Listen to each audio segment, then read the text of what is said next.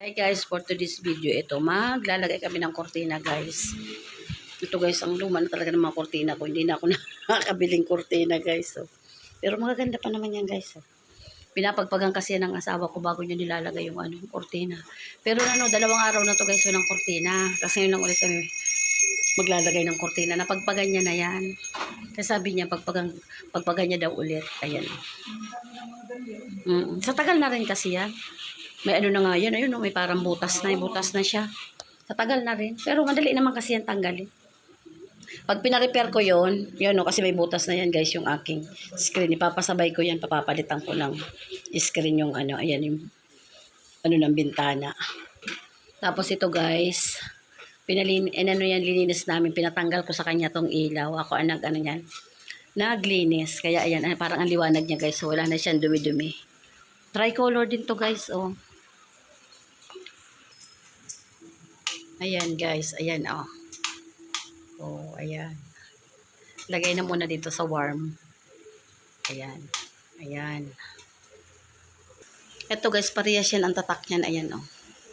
Ito guys, pagpunta namin sa Wilco nung isang araw, pagbili namin pintura, medyo tumaas siya ng konti. Kasi ito ang bili namin nasa 2,000 plus. Oo, tapos ngayon lagpas na. Tuto na yata yung tingin ko nito guys eh. Basta ito nasa 2,000 plus yan guys. Pero ang ganda niya naman guys oh. Nag-ikot pa ako niyan guys. Pati doon sa may, basta doon. Hindi ko, gusto kasi yung pa-square. Gusto ko dito. Pabilog. Ayan na napili ko doon sa sa Wilcon. Ayan na. Oh, ito na oh. Wait lang. Oh. Siya kasi guys, ang tagalagay niyang kortina ko. Kulang yata ang isa. Ito. Ayan o. Siya ang tagalagay ng kortina ko guys eh.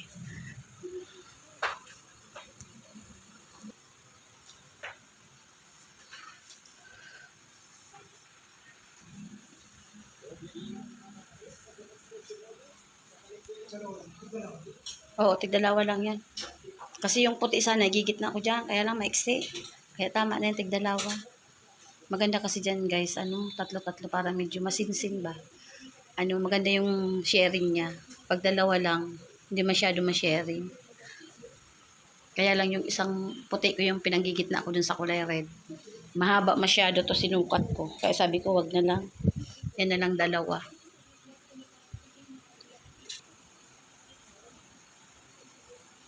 Ayan. Okay na. Doon naman sa kabila. Ito pang kabila. Mo. Itong kabila. Medyo ituwid mo yung pinakaano niya. Dito kasi guys sa sala namin. Siyempre. Makitid lang to.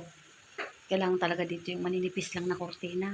Para lalo pag summer guys. Grabe init. Gusto ko lang talaga dito yung manipis. Manipis lang ganyan. Yung manipis na kortina. Ito lang ang yung iba pala manipis din. Bali ilang lang panipis ko, 3. Yun ang pinagpapalit-palitan ko guys sa kortina ko. Ayan, dyan naman guys sa kabila.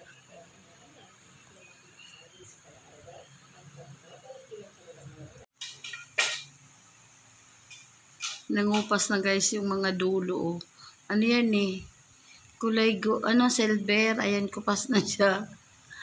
Sa tagal na rin guys, so yung dulo. Pag may nakita kong ganyan na nabilog na ganyan, bibili ako guys. Binili ko lang guys yan ng mga nakaseparate dyan.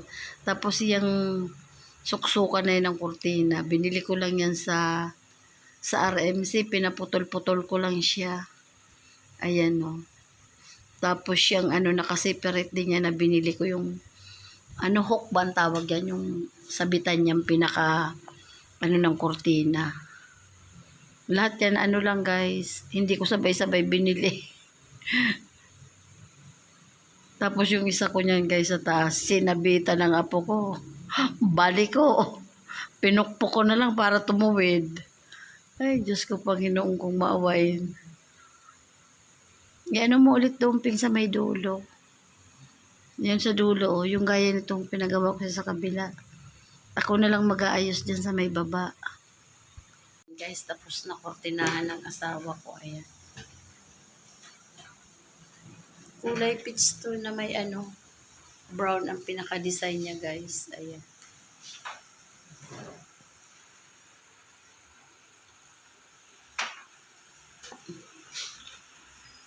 Bye guys. Thank you.